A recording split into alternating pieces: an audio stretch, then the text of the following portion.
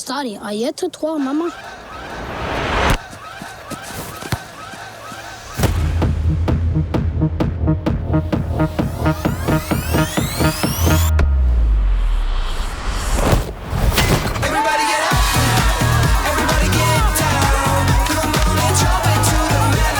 Ni pomembno, kje igraš in s kom igraš.